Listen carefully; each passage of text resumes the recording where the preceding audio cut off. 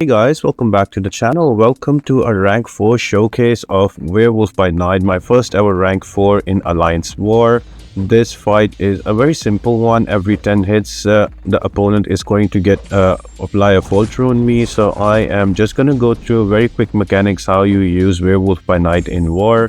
So what you try to do is to have those ruptures on him, and once you have them, you dash back and hold on for 1 second and you get a power gain on you.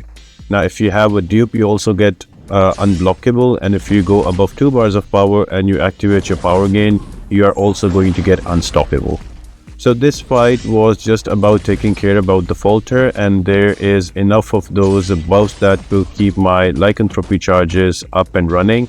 Now what are those? Every time you gain a power gain, you are going to get charge on lycanthropy, and when you get 10 of those, you are going to get into frenzy, in which your ruptures, the potencies also increase when you throw out that SP2. So just here, waiting it out, and you notice that the defender is going unblockable because of the global node genesis, but that's okay. We just got an SP2 and we're going to throw that out and kill off the defender. And yeah, Werewolf just hits really hard. Moving on to the next fight, we have Sersi on node 17. Now this nodes are going to be energetic exercise, stun immunity, she is immune to stun, and also her ability accuracy is increased by 100.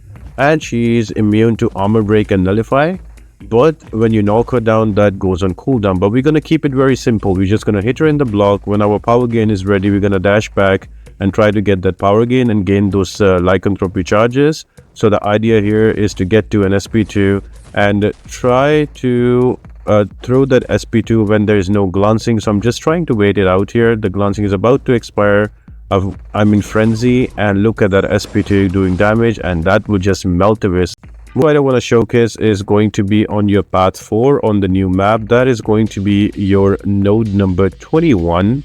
And here you will have encroaching stun. So every 20 seconds, the attacker will be stunned unless we are performing a special attack or when the timer expires. There's also reluctant retaliation. So when there is a special attack activated, it inflicts a cowardice on us for 15 seconds. That reduces our special damage by 40%. And also the defender gains 50% attack for each buff on them. So the more armor ups are going to be there on Ant-Man, the more damage you will get. But again, Werewolf does not care about that. You don't have to parry, just simply dash back and just hit in the block to apply those ruptures. And those are more than enough to get most of the damage in. Look at that, he's down to 70% already, and we haven't triggered our SP2 as well. I had to throw a special attack here because of encroaching stun. But the good part is I was unstoppable and unblockable, so even if you would have tried to punish me, I would have been okay. So right here, because encroaching stun is not letting me get to an SP2, I'm just throwing my SP1s and making sure that I just don't get caught by that encroaching stun and get a lot of damage on myself. And just like that, he goes down. Now these following 3 fights are going to be my favorite ones. So the first fight is going to be in the middle boss island.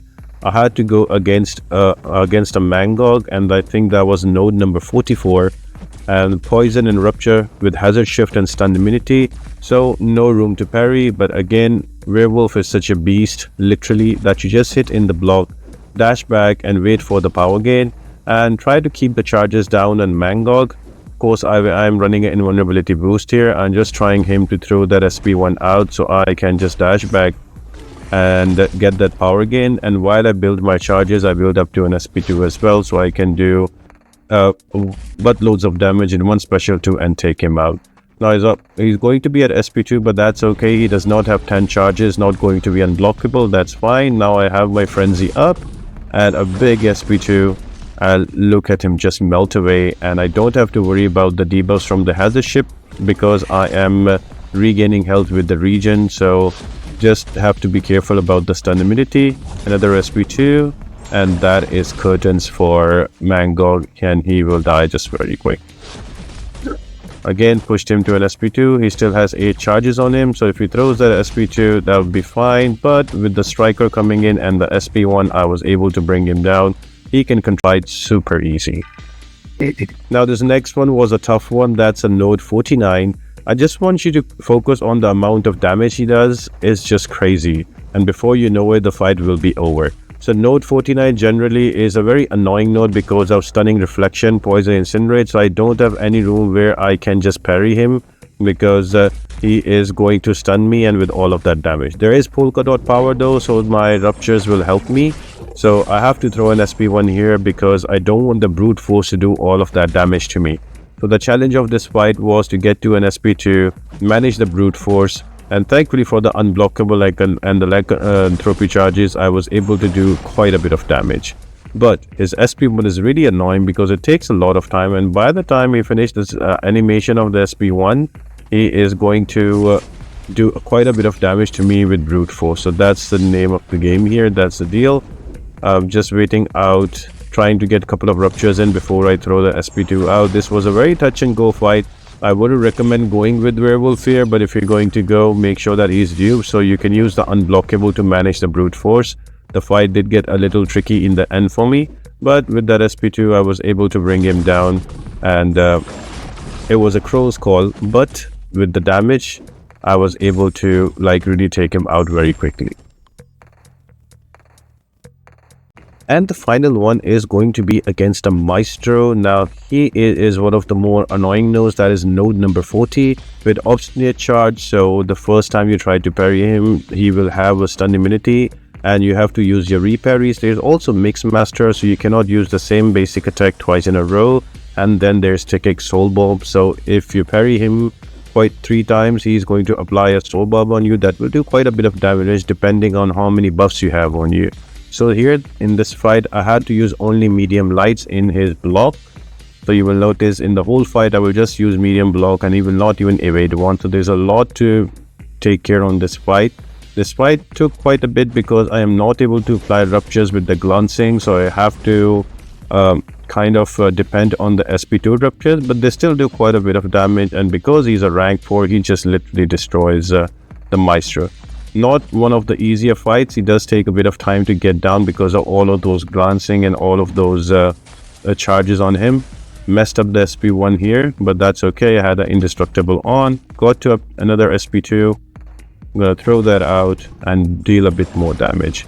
So here the whole thing was only use medium light in the block, dex his specials, and never try to parry him because he is going to have that obstinate charge, and it's very difficult to get a hang of the obstinate charge, also his glancing, and then on top of it the evade. So the easier way is to just hit him in the block, medium light, try to get those ruptures up, and if you're able to get that, then just build up to an SP2. Even if he doesn't have any ruptures because of glancing, you can just throw that SP2 out. Here I was trying to get more ruptures on him, but I couldn't, so I just threw out another SP2.